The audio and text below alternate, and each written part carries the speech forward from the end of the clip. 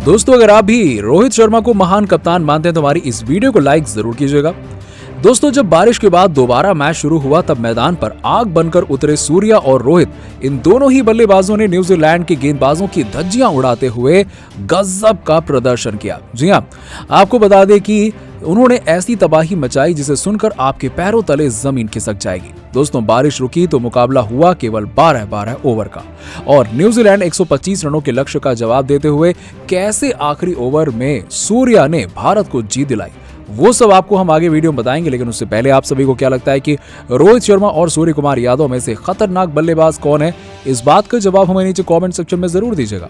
दोस्तों, भारत और न्यूजीलैंड के बीच एक सांस रोक देने वाला मैच खेला गया और आपने इससे पहले ऑस्ट्रेलिया के खिलाफ टीम इंडिया का बेहद ही रोमांचक मैच देखा था। लेकिन इस मैच में तो लोगों ने दांते तले उंगली दबा ली थी। आखिरी ओवर में सूर्य कुमार यादव ने किया करिश्मा और वो सब तो आपको हम बताएंगे।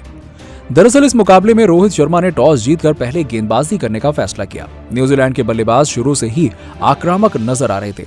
मार्टिन गुप्टिल और केन विलियमसन ने ताबड़तोड़ शुरुआत दिलाई। इसके बाद अंतिम ओवरों में जेम्स नीशम ने खतरनाक बल्लेबाजी करते हुए अपनी टीम को 12 ओवर के बाद 140 के पार पहुंचा दिया। अब आपको बता दें कि टीम इंडिया की तरफ से मोहम्मद शमी, भुवनेश्वर कुमार ने 2-2 विकेट लिए और वहीं बाकी के गेंदबाजों को भी 1-1 विकेट मिला। और वहीं आपको बता दें कि कीवी कप्तान केन विलियमसन ने 25 गेंदों में 48 रनों की तूफानी पारी खेली, तो वहीं मार्टिन गुप्टिल ने केवल 30 गेंदों में 58 रन ठोक डाले और आखिर में जेम्स नीशम ने ताबड़तोड़ 32 रन की पारी खेलकर अपनी टीम को एक बड़े लक्ष्य की तरफ पहुंचा दिया। अब टीम इंडिया को जीत के लिए 12 ओवरों में 140 रनों की दरकार थी। लक्ष्य काफी बड़ा था। ऐसे में कप्तान रोहित और राहुल से धमाकेदार शुरुआत की उम्मीद थी। आपको बता दें कि इन दोनों ही बल्लेबाजों ने आते ही आक्रामक बल्लेबाजी शुरू कर दी और 2 ओवर में टीम इंडिया का स्कोर 25 रनों के पार था।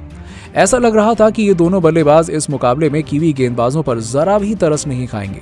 लेकिन चौथे ही ओवर में भारत को तगड़ा झटका लगता है और केएल राहुल 9 गेंदों का सामना करते हुए 18 रन बनाकर पवेलियन लौट गए। उन्होंने तेज पारी जरूर खेली लेकिन अपनी इनिंग को लंबी नहीं कर पाए।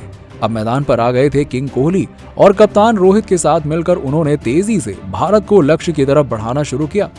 पर दोस्तों, स्पिनरों के आगे दोनों ही बल्लेबाज जूझते हुए नजर आए और मिशेल सैंटनर ने विराट कोहली को बांधे रखा था।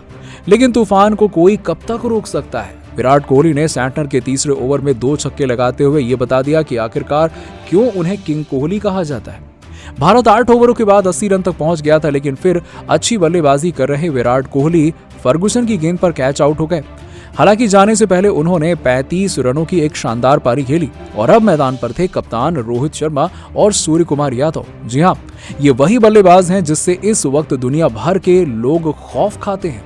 भारतीय टीम की जीत दिलाने की जिम्मेदारी इन दोनों बल्लेबाजों के कंधों पर थी और आपको बता दें कि आखिरी 4 ओवर में भारत को जीत के लिए 65 रनों की जरूरत थी और जीत काफी मुश्किल लग रही थी क्योंकि हर ओवर में 16 से भी ज्यादा रन बनाने थे। ऐसे में इन दोनों ही बल्लेबाजों को करिश्माई बल्लेबाजी करनी थी।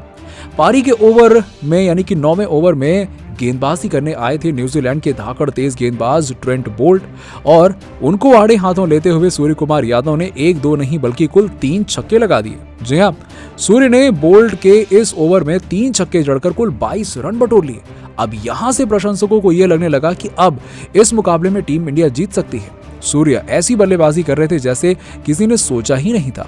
4 ओवर में 65 रन बनाना काफी मुश्किल काम था, लेकिन इस काम को भी रोहित शर्मा और सूर्या ने अपने तूफानी बल्लेबाजी से आसान कर दिया। आपको बता दें कि पारी के 10वें ओवर में रोहित शर्मा को गेंदबाजी करने के लिए आए थे सुपर फास्ट तेज गेंदबाज एडम मिलने और फिर क्या था, रोहित ने इस ओवर में अपनी क्लास दिखा दी और एडम मिलने ने कप्तान रोहित को बाउंसर डाली और यहां उन्होंने कर दी बड़ी गलती क्योंकि रोहित को बाहर गेंद डालना किसी भी गेंदबाज को काफी महंगा पड़ सकता था और मिलने की उस गेंद पर रोहित ने सीधा स्टेडियम पार मार दिया और जिसे देखकर किंग कोहली की भी आंखें फटी की फटी रह गईं। जी हां, आपको बता दें कि एडम मिलने के इस ओवर में 2 चौके और 1 छक्का लगाते हुए रोहित शर्मा ने कुल 18 रन बना डाले और भारतीय टीम तेजी से लक्ष्य की तरफ अग्रसर हो गई।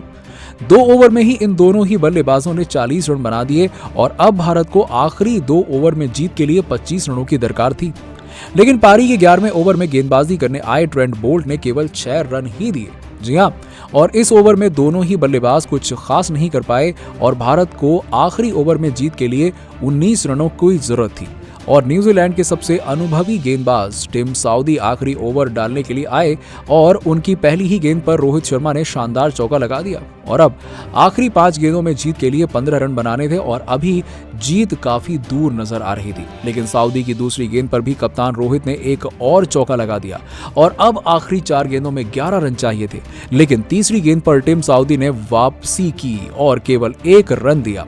सूर्य कुमार यादव स्ट्राइक पर आ गए थे और अब 3 गेंदों में रन बनाने थे 10 और आपको बता दें कि सऊदी की चौथी गेंद पर सूर्य कुमार यादव ने एक्स्ट्रा कवर के ऊपर से शानदार छक्का लगा दिया और अब 2 गेंदों में 4 रनों की जरूरत थी, लेकिन वर्ल्ड क्लास गेंदबाज टिम साउदी ने वापसी की और एक खतरनाक बाउंसर डाली जिस पर सूर्य कुमार यादव कुछ खास नहीं कर पाए।